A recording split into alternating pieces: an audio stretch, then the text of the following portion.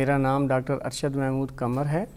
میرا تعلق science education department faculty of education Allama Iqbal open university سے ہے. آج اس پروگرام میں ہم جنرل سائنس کوڈ 6404 کے یونٹ نمبر 7 کے اندر جو سیل اور اس کے حوالے سے دیگر کنسیپٹ ہیں اس کا مطالعہ کریں گے. عزیز طلبہ، جیسا کہ آپ جانتے ہیں کہ سیل جو ہے this is the basic unit of life.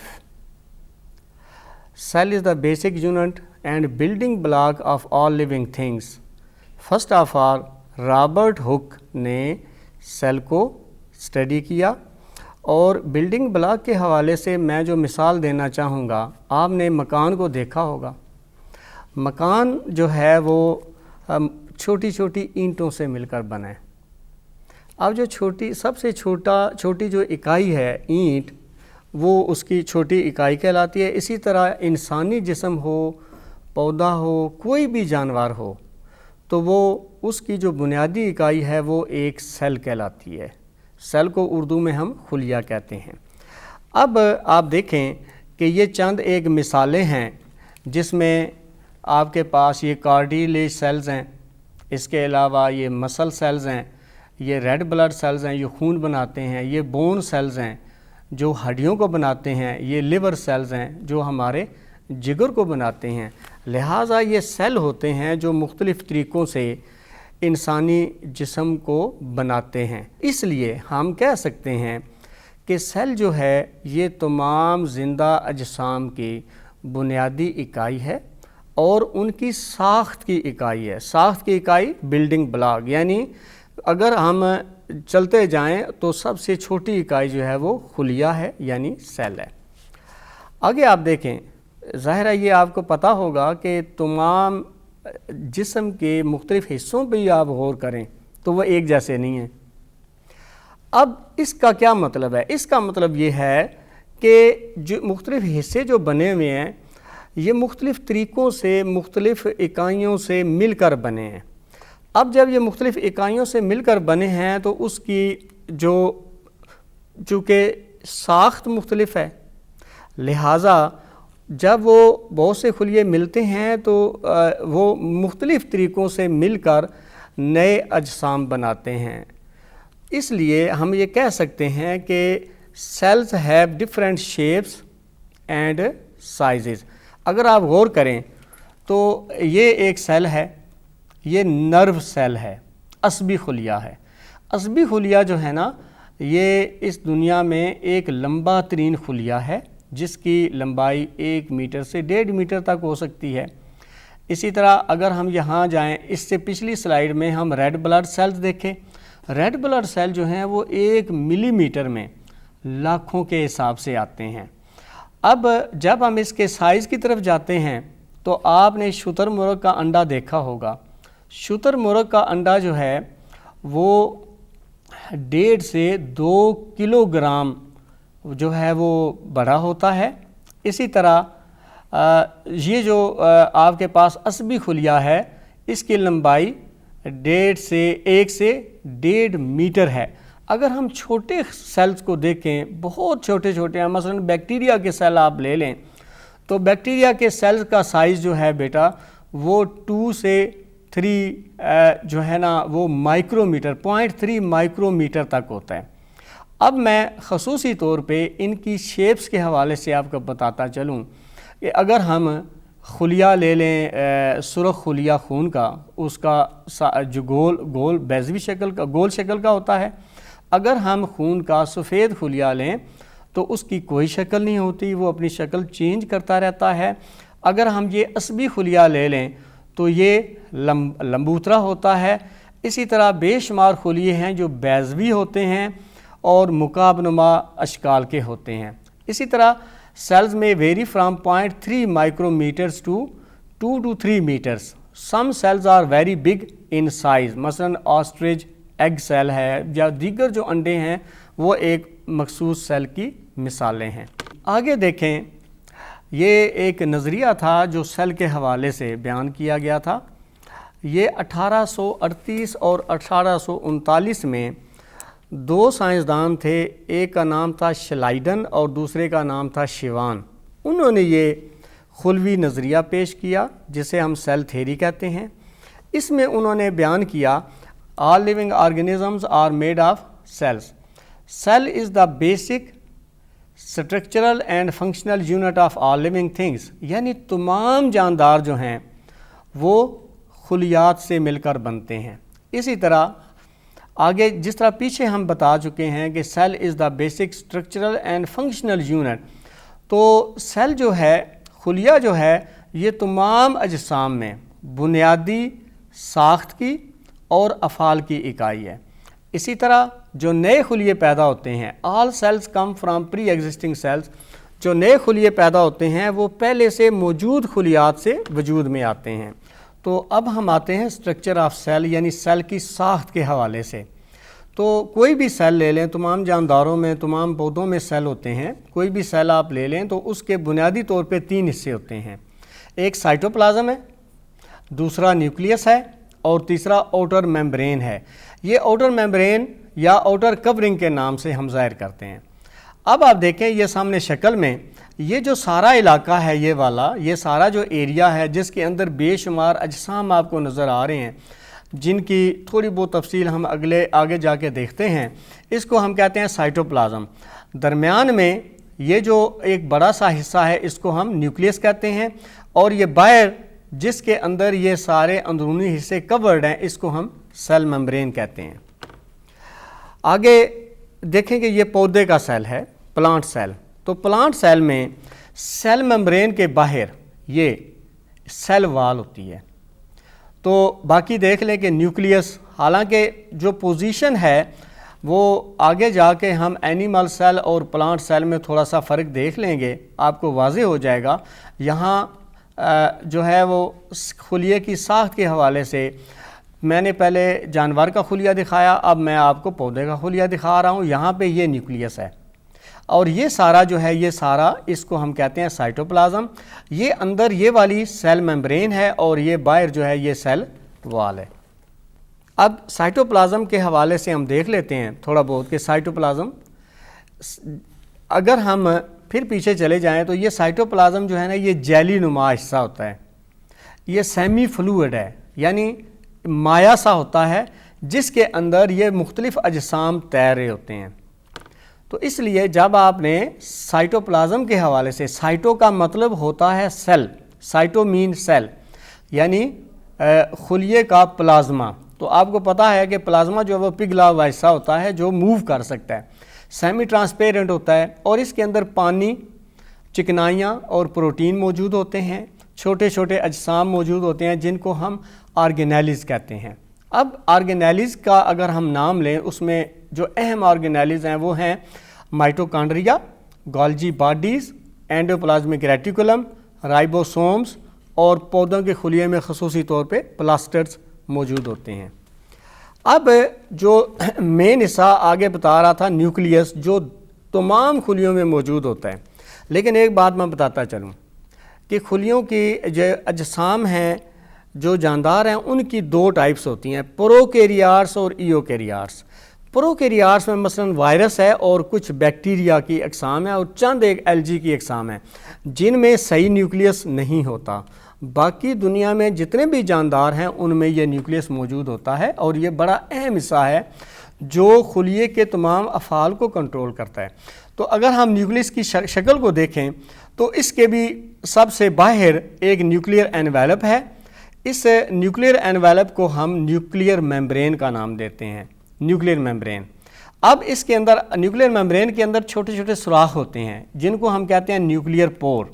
اب نیوکلیئر پور کا کام آپ کو پتہ ہے کہ نیوکلیس کے اندر اور سائٹوپلازم کے اندر اشیاء کا اور اجسام کا تبادلہ ہوتا ہے. وہ ان پورز کے ذریعے، ان سوراخوں کے ذریعے اندر اور باہر آتے جاتے ہیں. اس نیوکلیس کے اندر بھی ایک چھوٹا سا نیوکلیولس ہوتا ہے اور کرومیٹن میٹیریل جس میں کروموسوم اور جینز شامل ہوتے ہیں. جس طرح ہم سیل کے اندر موجود اس سیمی فلوئڈ کو سائٹوپلازم کا نام دیتے ہیں، اسی طرح نیوکلیس میں اس کو ہم نیوکلیو پلازم کا نام دیتے ہیں. آئیے، اٹ از ویری انٹرسٹنگ یہ بڑا ہی دلچسپ ہے کہ جب ہم دیکھیں گے کہ پودے اور جانور کے خلیے میں فرق کیا ہے، تو یہ تو چیزیں آپ کو پتہ ہوں گی کہ پودے اور جانور ایک دوسرے سے مختلف ہیں، تو اس مختلف ہونے کی بنیاد ظاہر ہے ان کے خلیوں کی بنیادی ساخت میں تھوڑا بہت فرق ہے، حالانکہ بے شمار چیزیں ہیں جو ایک جیسی ہیں۔ اب ہم دیکھتے ہیں کہ جو بڑی مین چیز ہے نا وہ ہے سیل وال، جو کہ جانور کے خلیے میں بیرونی طور پہ نہیں پائی جاتی۔ جانور کے خلیے میں سب سے باہر کی طرف سیل ممبرین یا پلازما ممبرین ہوتی ہے، جس نے سیل کے تمام حصے کو گھیرے میں لے رکھا ہوتا ہے۔ دوسری جو بات ہے کہ پودے کے خلیے میں سیل ممبرین سیل وال کے اندر موجود ہوتی ہے۔ اب جو کامن چیزیں ہیں وہ ہم ڈسکس نہیں کر رہے ہیں، جو مختلف چیزیں ہیں نا وہ ہم دیکھیں گے۔ یہاں پہ پودے کے خلیے میں نیوکلیس درمیان میں موجود ہوتا ہے، اور جو جانور کا خلیہ ہے اس میں نیوکلیس ایک طرف موجود ہوتا ہے، یعنی اس طرف کیوں ہوتا ہے؟ اس کی وجہ یہ ایک بڑا ویکیول بن جانے کی وجہ سے ہے۔ ویکیول یہ جو ہے نا یہ اس پودے کے خلیے کو ٹائٹ رکھتا ہے، یعنی فلیٹ کر کے رکھتا ہے۔ یہ نیوکلیس کی پوزیشن ہوگی۔ جو اہم چیز ہے، آپ نے دیکھا ہوگا کہ تمام پودوں کا رنگ جو ہے وہ سبز ہے۔ وہ سبز کیوں ہے؟ وہ اس وجہ سے ہے کہ پودے کے خلیے میں کلوروپلاسٹ ہوتے ہیں، پلاسٹرز ہوتے ہیں، اور پلاسٹرز کے اندر جو کلوروپلاسٹ ہیں ان کا رنگ سبز ہوتا ہے، اور اسی وجہ سے پودے اپنی خوراک خود بناتے ہیں سورج کی روشنی کی مدد سے، جس کو ہم فوٹو سنتھسس یا ضیاء تالیف کا نام دیتے ہیں۔ جبکہ ہمارے پاس یہ جو اینیمل سیل ہے، جانور کا خلیہ ہے، اس میں سینٹریولز ہوتے ہیں۔ یہ سینٹریول پودے کے خلیے میں نہیں ہوتے، جانور کے خلیے میں ہوتے ہیں۔ اب ان کے اگر ہم فنکشن دیکھیں تو سینٹریول کا فنکشن یہ ہے کہ جب خلیہ تقسیم ہو رہا ہوتا ہے تو اس وقت یہ سپنڈل فائبرز بناتا ہے، جس کے اوپر کروموسوم جو ہیں وہ سیل کے مخالف سمتوں میں حرکت کرتے ہیں۔ تو یہ چند چیزیں۔ اچھا، باقی اس کے علاوہ جتنی چیزیں آپ کو نظر آ رہی ہیں میں نام لے لیتا ہوں۔ اینڈوپلازمک ریٹیکولم، یہ پودے کے خلیے میں بھی ہے، جانور کے خلیے میں بھی ہے۔ مائٹوکانڈریا، یہ پودے کے خلیے میں بھی ہے، جانور کے خلیے میں بھی ہے۔ اس کے علاوہ جو اور دیگر ہیں، مطلب گالجی باڈیز ہیں، لائزوسومز ہیں، یہ بے شمار ایسے آرگینلز ہیں، یعنی چھوٹے چھوٹے اجسام ہیں جو دونوں خلیوں میں موجود ہوتے ہیں۔ اب دیکھیں، کبھی آپ نے سوچا ہے کہ جب آپ کو کوئی زخم ہو جائے تو کچھ عرصے کے بعد کیا ہوتا ہے؟ تو یقیناً آپ اس سوال کا جواب دے سکتے ہیں کہ ہمارا زخم جو ہے وہ کچھ عرصے کے بعد بھر جاتا ہے۔ اب بھرنے کے پیچھے کون سا رول، کون سا پرنسپل ہے؟ وہ پرنسپل یہ ہے، وہ اصول یہ ہے کہ ہمارے خلیے جو ہیں وہ نئے خلیے پیدا ہوتے ہیں اور زخم والی جگہ آ کے بھر جاتے ہیں۔ اب ظاہر ہے وہ جو نئے خلیے پیدا ہوتے ہیں وہ پہلے سے موجود خلیوں سے وجود میں آتے ہیں، جس طرح ہم نے پیچھے سیل تھیوری یا جو خلوی نظریہ ہے اس میں تیسرا پوائنٹ پڑھا تھا کہ سیلولی cellular, all cells produce from preexisting cell, تمام نئے سیل پہلے سے موجود سیل سے وجود میں آتے ہیں۔ اسی طرح دوسرا ہے کہ what happens when with the passage of time, آپ ٹائم گزر رہا ہے، کیا ہوتا ہے آپ کے ساتھ؟ ایک چھوٹا بچہ ہوتا ہے، وہ بڑا ہو جاتا ہے، اس سے بڑا ہو جاتا ہے، اس سے بڑا ہو جاتا ہے، اس کے پیچھے کون سا پرنسپل یا کون سا اصول کار فرما ہے؟ اس کے پیچھے بھی یہ اصول کار فرما ہے کہ جو سیلز ہوتے ہیں وہ تقسیم ہوتے ہیں، جب تقسیم ہوتے ہیں تعداد میں بڑھتے ہیں، جب تعداد میں بڑھتے ہیں تو اس کا سائز یا جسامت جو ہے وہ اس جسم کی بڑھ جاتی ہے۔ تو اس عمل کو، جس میں ایک سیل 2 سیلز میں، پھر 2 4 میں، پھر 4 آگے 8 میں تقسیم ہوتے ہیں، اس عمل کو ہم سیل ڈویژن کا نام دیتے ہیں، اور اردو میں اسے ہم خلوی تقسیم کہتے ہیں۔ یہ بیٹا شکل آپ کو نظر آ رہی ہے، یہ دیکھیں کہ یہ ایک سیل تھا، اس سے یہ تقسیم ہونے کا عمل شروع ہوا اور اس سے 2 سیل بنے۔ ایک بات یہاں سے آپ کو بتانا ضروری ہے، اور وہ یہ ہے کہ وہ سیل جو تقسیم ہونے کے عمل میں آ کے اس سے نئے سیل بناتا ہے اس کو ہم کہتے ہیں پیرنٹ سیل یعنی آبائی خلیہ، اور آبائی خلیے سے دو پھر دختر خلیے بنتے ہیں جنہیں ہم ڈاٹر سیلز کا نام دیتے ہیں۔ اب آپ کے ذہن میں آ رہا ہوگا کہ کیسے یہ تقسیم ہوتے ہیں، تو تقسیم کے دو طریقے ہیں، ایک کو ہم کہتے ہیں مائٹوسس اور دوسرے کو ہم کہتے ہیں میوسس۔ یہ مائٹوسس اور میوسس۔ اب ان میں بنیادی فرق کیا ہے؟ بنیادی فرق یہ ہے، جیسے میں نے آپ سے کہا کہ زخم ہو گیا، زخم بھر جاتا ہے، پھر میں نے آپ سے بولا کہ آپ کے خلیے تقسیم ہوتے ہیں، بڑھوتری کا عمل ہوتا ہے، نشو و نما ہوتی ہے، کوئی جاندار چھوٹے سے بڑا ہوتا ہے، تو اس میں یہ مائٹاسس کا عمل کار فرما ہوتا ہے، جس میں جو ہے وہ ایک خلیہ دو خلیوں میں اور پھر دو خلیہ چار میں اس طرح تقسیم ہوتا ہے کہ ہر سیل کی شکل و صورت اپنے آبائی خلیے جیسی ہی ہوتی ہے، اس میں جتنے کروموسوم آبائی خلیے میں ہوتے ہیں اتنے ہی کروموسوم دختر خلیوں میں موجود ہوتے ہیں۔ لیکن میوسس کے اندر کیا ہوتا ہے؟ میوسس کا عمل جو ہے یہ خصوصی طور پہ یہ جب ریپروڈکشن یا عمل تولید ہوتا ہے اس وقت یہ کار فرما ہوتا ہے۔ اس میں ایک خلیہ جس میں فرض کیا کروموسوم کی تعداد 48 ہے یا 46 ہے، جب وہ تقسیم ہو جاتے ہیں، تقسیم ہونے کے بعد 4 ڈاٹر خلیے یا 4 دختر خلیے بنتے ہیں، تو ہر دختر خلیے میں کروموسوم کی تعداد آبائی خلیے کی نسبت آدھی رہ جاتی ہے۔ اب ہوتا کیا ہے؟ پھر ہم یہ کہتے ہیں کہ یہ جو دختر خلیہ میوسس کے نتیجے میں بنتا ہے یہ عمل تولید میں حصہ لیتا ہے، ایک جو ہے وہ نر کی طرف سے خلیہ آتا ہے اور دوسرا جو ہے وہ مادہ کی طرف سے آتا ہے، تو جب وہ دونوں ملتے ہیں تو نئے بننے والے زائگوٹ کے اندر پھر کروموسوم کی تعداد جتنی کسی جاندار کے سیل میں ہوتی ہے وہ پوری ہو جاتی ہے۔ مثلا میں ایک مثال دیتا ہوں، انسان میں کروموسوم کی تعداد ہے 46، بندر میں کروموسوم کی تعداد ہے 48۔ اب آپ سے یہ سوال کیا جا سکتا ہے کہ مائٹوسس کے عمل میں جو دختر خلیے ہوتے ہیں یہ ڈویژن کے بعد ان میں کروموسوم کی تعداد کتنی ہوگی؟ تو آپ کا جواب کیا ہوگا کہ مائٹوسس کے عمل میں نئے بننے والے خلیوں میں تعداد آبائی خلیے جتنی ہی ہوگی، یعنی اگر انسان کا سیل ہے تو اس میں 46 ہی ہوگی اور اگر بندر کا سیل ہے تو اس میں 48 ہی ہوگی۔ جبکہ میوسس کے عمل میں اب انسان میں بھی عمل تولید ہوتا ہے، انسان میں بھی نر اور مادہ دو جنسیں موجود ہیں، اسی طرح بندروں میں بھی جو جانور ہیں اس میں بھی دو جنسیں موجود ہیں، اور اسی طرح کچھ پودوں میں بھی یہ عمل سیم ہے، پودوں میں بھی یعنی نر اور مادہ موجود ہوتے ہیں اور وہاں بھی خلیوں کی تقسیم کا عمل یہ ہوتا ہے۔ میوسس کے اندر اگر انسان میں کروموسوم کی ایک سیل کے اندر کروموسوم کی تعداد 46 ہے تو نئے بننے والے سیل میں کروموسوم کی تعداد 23 ہو جائے گی۔ اب دیکھیں کہ یہ جو عوامل ہوتے ہیں مائٹوسس اور میوسس یہ ایسے نہیں ہوتے، اس کے آگے ایک مخصوص طریقہ کار ہے جس کو ہم کہتے ہیں کہ مائٹوسس مختلف فیزز سے گزر کے ایک سیل سے دو سیل میں تقسیم ہو جاتے ہیں۔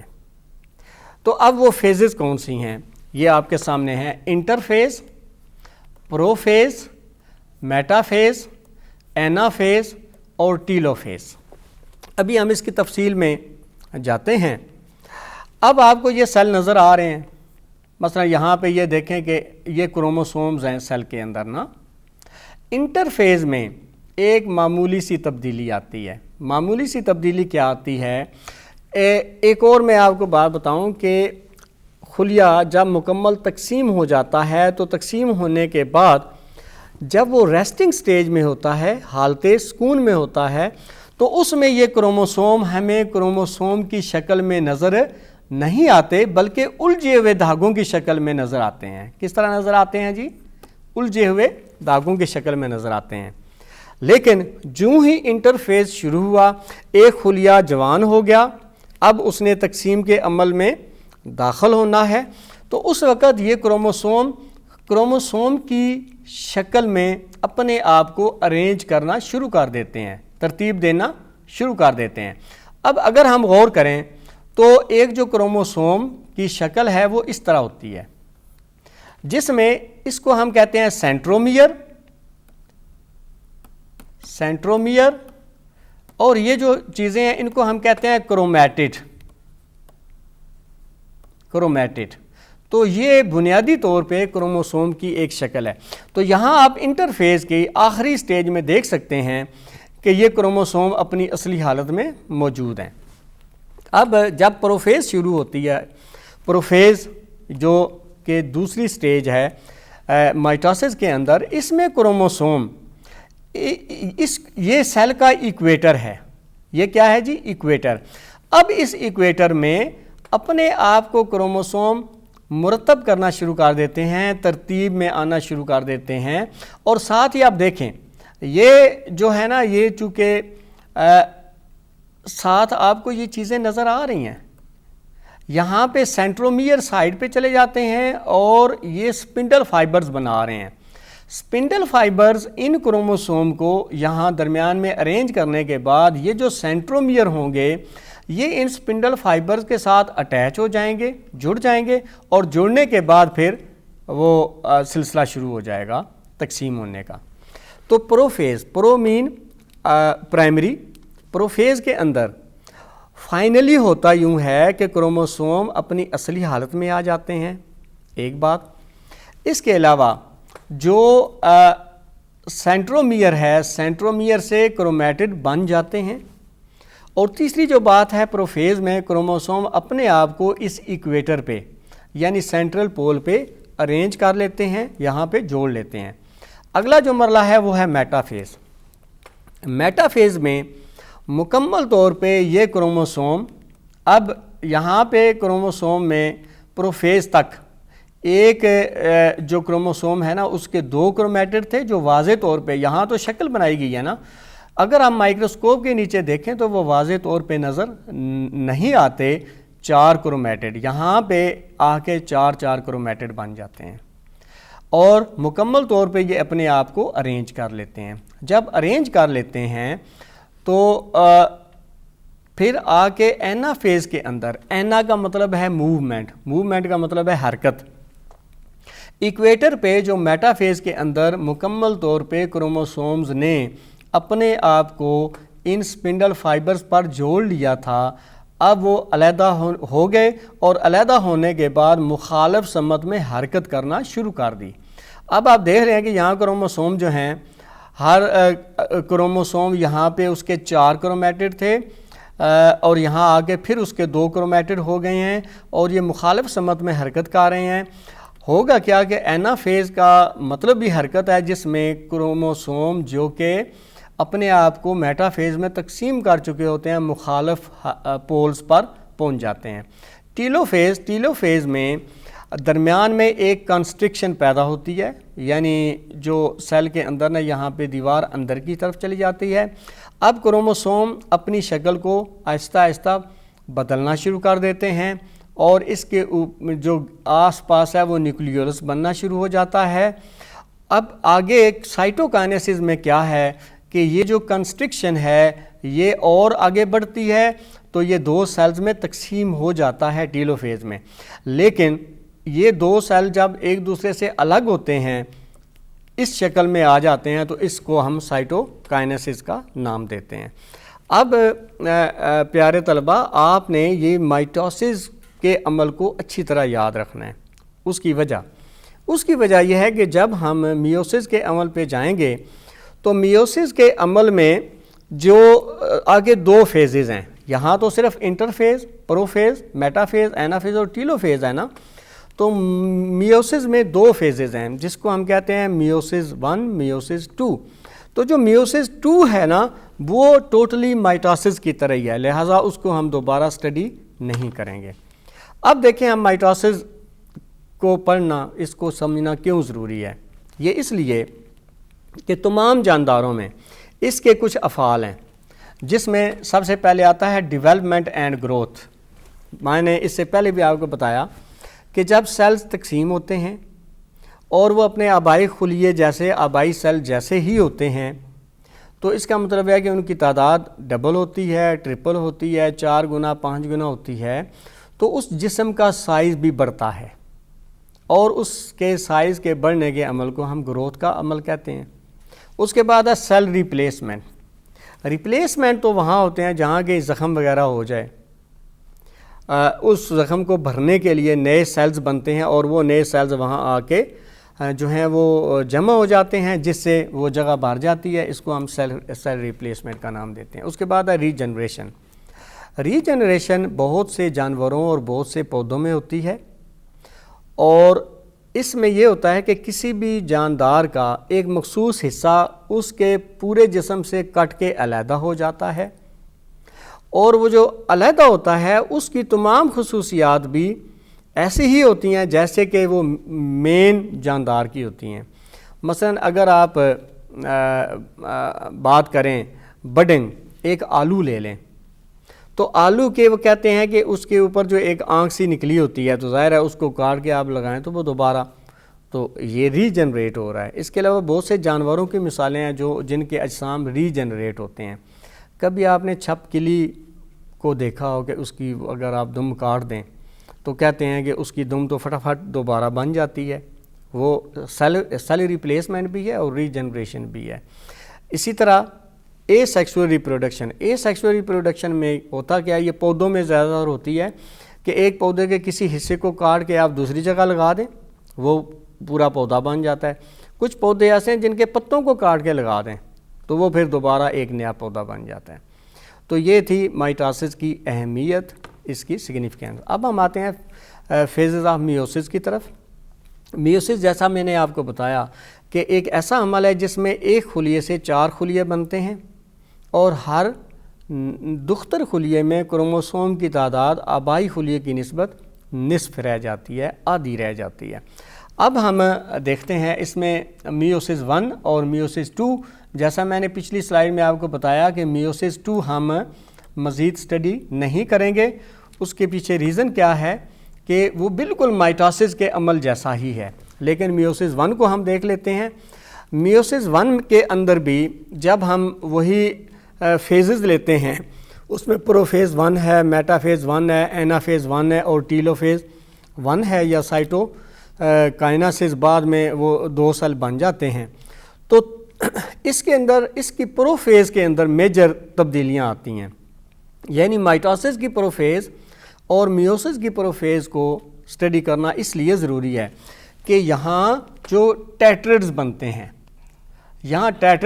ہیں، یہاں کروموسومز کی تعداد جو ہے وہ ہاف ہو جاتی ہے۔ جب ہاف ہو جاتی ہے تو اسی طرح کروموسوم اپنے آپ کو ان پر درمیان میں ایکویٹر پر جوڑ لیتے ہیں، اور اینافیز میں وہ موو کرنا شروع کر دیتے ہیں، حتیٰ کہ جب نئے سیل بنتے ہیں ان میں کروموسوم کی تعداد آدھی رہ جاتی ہے۔ ایک اور جو اہم عمل ہے، اب آپ نے دیکھا ہوگا کہ یہاں ٹیلوفیز 1 میں کروموسوم کے اندر نہ کہیں سرخ اور کہیں یہ بلو کلر آ رہے ہیں، آپ کو نظر آ رہے ہیں۔ اس کی ریزن کیا ہے؟ اس کی ریزن یہ ہے کہ یہاں جب ٹیٹرڈز بنتے ہیں، یعنی ایک سینٹرومیئر ہے، اس کے 4 کرومیٹڈ ہوتے ہیں، تو ان میں وہ ایک دوسرے کے اوپر نا اس طرح کرومیٹڈ چڑھ جاتے ہیں بعض اوقات، اور اس جو کرومیٹڈ کا کچھ حصہ ہے وہ اس کرومیٹڈ کے پاس چلا جاتا ہے، اور اس کا کچھ حصہ اس کرومیٹڈ کے پاس چلا جاتا ہے۔ اس کو ہم کہتے ہیں کراسنگ اوور۔ اب کراسنگ اوور میں یہ ہوتا ہے، آپ نے دیکھا ہوگا کہ جو اولادیں پیدا ہوتی ہیں اس میں کچھ خصوصیات جو ہیں وہ ماں کی طرف سے آتی ہیں، کچھ خصوصیات جو ہیں وہ باپ کی طرف سے آتی ہیں، تو اور چینجز بھی آتی ہیں، یعنی اشکال کے اندر وہ پودے ہوں، وہ جانور ہوں، تو 100% جو ہے نا وہ خصوصیات منتقل ہوتی تو ہیں جو میجر ہیں، لیکن اس کے اندر تھوڑی بہت تبدیلیاں ضرور موجود ہوتی ہیں۔ میں نے آپ کو کہا کہ میوسس 2 ہم سٹڈی نہیں کریں گے، کہ یہ بالکل مائٹوسس کی طرح کا عمل ہے۔ اب بیٹا ہم آگے چلتے ہیں۔ کبھی آپ نے یہ چند ایک سوال ہیں جن کے آپ جواب یقیناً دے سکیں گے۔ All parts in human body are of same size.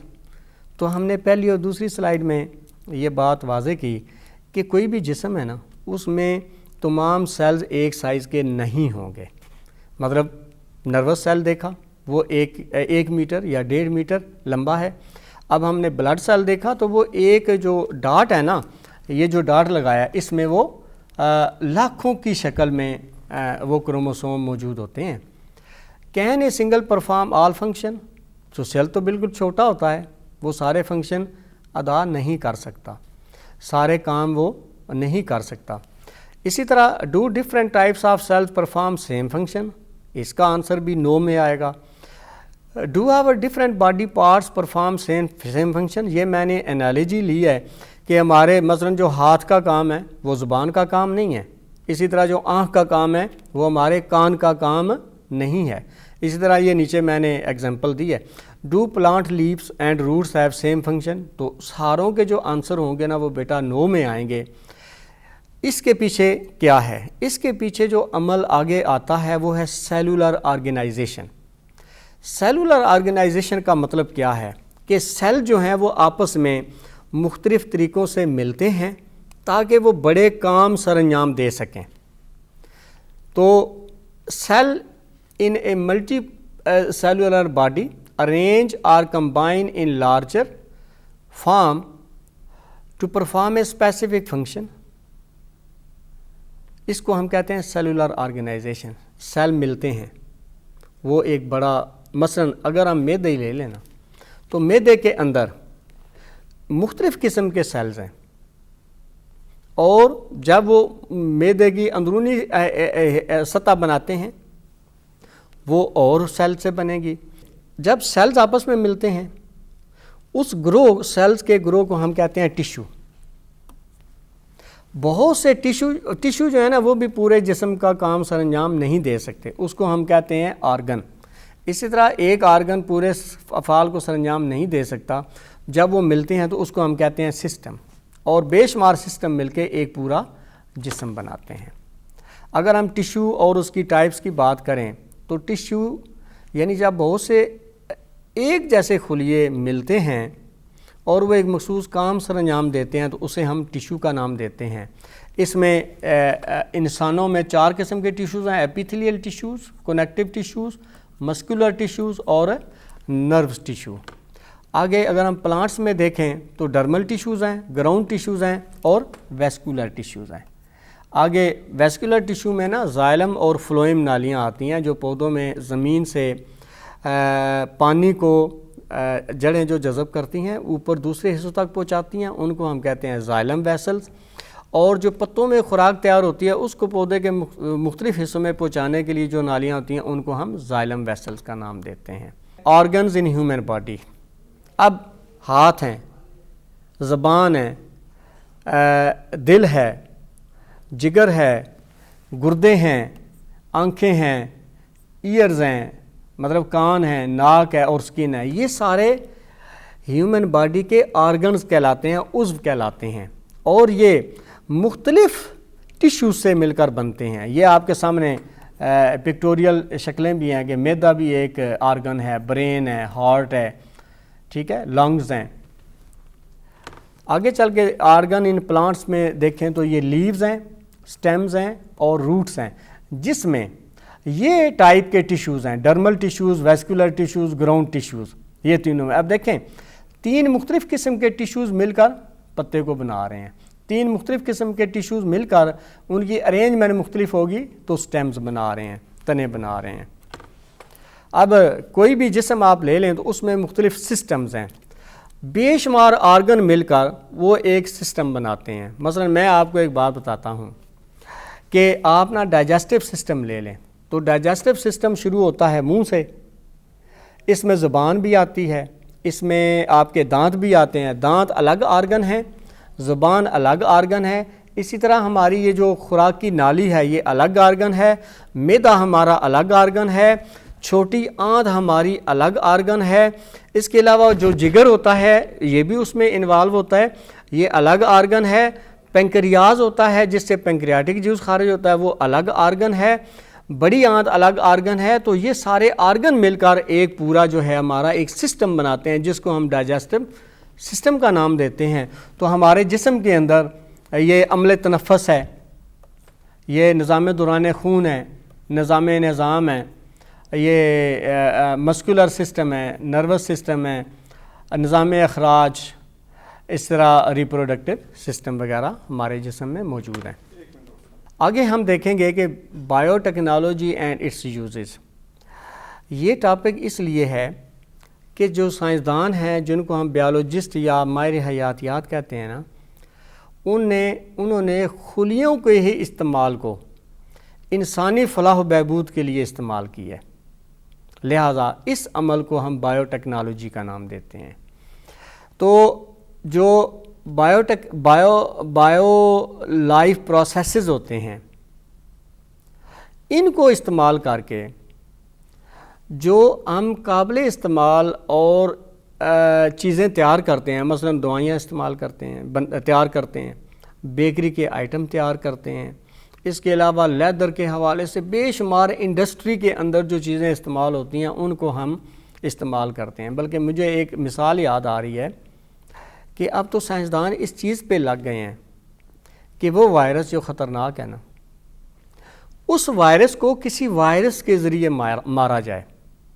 وہ ہوتا کیا ہے؟ اس کو ہم ٹرانسمیوٹیشن کا پروسیس کہتے ہیں۔ ٹرانسمیوٹیشن کا پروسیس کیا ہے کہ وہی وائرس لے کے ان وائرس کے اندر جو جینز موجود ہوتے ہیں، ان جینز کے اندر تبدیلی کر کے تو ہم ایک نئی چیز تیار کر لیتے ہیں، جسے ہم میڈیسن کا نام دے سکتے ہیں یا ٹرانس جینک آرگینزم کا نام دے سکتے ہیں۔ جب ہم ان کو استعمال کرتے ہیں تو وہ دوسرے سیم قسم کے جانوروں کو مار سکتے ہیں، بیکٹیریا کو مار سکتے ہیں۔ تو یہ بایو ٹیکنالوجی کا استعمال، اس نے ہماری زندگی میں بہت اہم کردار ادا کیا ہے۔ آپ میڈیسن سے ہٹ جائیں، آج دیکھیں، میں نے دیکھا کہ کیلوں کا سائز اتنا بڑا بڑا ہے، انگور اتنے بڑے بڑے آ رہے ہیں، یہ جو ہم استعمال کرتے ہیں لیمو، یہ اتنے بڑے بڑے ہیں لیمو، لیکن اتنے بڑے بڑے ہیں۔ وہ کیسے بن گئے ہیں؟ وہ بھی اس کے پیچھے بھی بایو ٹیکنالوجی کا پرنسپل یا اصول استعمال ہو رہا ہے کہ ان کے خلیات کے اندر ہم چینجز کرتے ہیں، اور جب وہ خلیوں کے اندر چینجز آ جاتی ہیں تو ایک نیا جاندار جو ہے وہ بن جاتا ہے۔ بعض اوقات مثلا میں ایک گوبھی رایا پودا ایک سٹڈی کر رہا تھا، گوبھی رایا، تو گوبھی رایا میں سائنسدانوں نے سوچا کہ کیوں نہ ہم ایک پودے میں مولی بھی اور گوبھی بھی پیدا کر لیں۔ تو انہوں نے کراس کروا دیا مولی کا اور گوبھی کا۔ اب جب کراس ہوا تو یہ ضروری نہیں ہے کہ یہ ہمیشہ کامیاب ہو۔ جب وہ کراس ہوا تو اس سے جو پودا پیدا ہوا نا، وہ شکل میں وہ مولی جیسا نیچے زمین کے نیچے جاتا تھا، لیکن اوپر وہ گوبھی جیسے ہی پھول، اور لیکن وہ گوبھی نہیں تھی اور نیچے مولی نہیں تھی، اس کی وہ ساخت نہیں تھی۔ تو مقصد یہ ہے کہ بایو ٹیکنالوجی کا جو صحیح استعمال ہے، صحیح طریقے استعمال کر کے اس سے جو چیز تیار ہوتی ہے وہ ہماری انسانی صحت کے لیے اچھی ہے۔ بیٹا آج جو ہم نے جس پہ ڈسکشن کی، جنرل سائنس کورس کوڈ 6404 کا یونٹ نمبر 7، اور اس کے اندر جو سب ٹاپکس ہیں وہ سیل کے حوالے سے، سیل کی سائز پڑھا، سٹرکچر پڑھی، آگے پھر سیل کے اندر جو ہے نا ڈیفرنس پڑھا ہم نے پلانٹ سیل میں اور اینیمل سیل میں۔ آگے ہم نے اس کی ڈویژن کے حوالے سے چیزیں دیکھیں۔ ڈویژن کے اندر ہم نے دو عوامل کو اسٹڈی کیا، ایک تھا مائٹاسس اور دوسرا تھا میوسس۔ آگے جب ہم بڑے مائٹاسس اور میوسس کے بعد تو پھر سیلولر آرگنائزیشن پہ آئے۔ سیلولر آرگنائزیشن میں جو سب سے چھوٹی اکائی ہے وہ تو سیل ہے، یعنی خلیہ ہے۔ اس سے جو بڑی اکائی ہے اس کو ہم ٹیشو کا نام دیتے ہیں۔ اس سے جو بڑی اکائی ہے جب بہت سے ٹیشوز آپس میں ملتے ہیں اور مختلف اقسام کے ہوتے ہیں، اس کو ہم آرگن یا عضو کا نام دیتے ہیں۔ بہت سے عضو جب آپس میں ملتے ہیں تو اس کو ہم ایک نظام یا سسٹم کا نام دیتے ہیں۔ اور آپ دیکھیں کہ کسی بھی جسم میں بے شمار نظام کار فرما ہوتے ہیں اور اس سے پورا ایک مکمل جسم بنتا ہے۔ آگے پھر ہم اس کے بعد بایو ٹیکنالوجی پہ چلے گئے۔ بایو ٹیکنالوجی میں نے بایو ٹیکنالوجی کی کچھ ایک پہلے ڈیفینیشن بتائی، اور اس کے بعد اس کے جو عام استعمال ہیں وہ آپ کے سامنے میں نے رکھے۔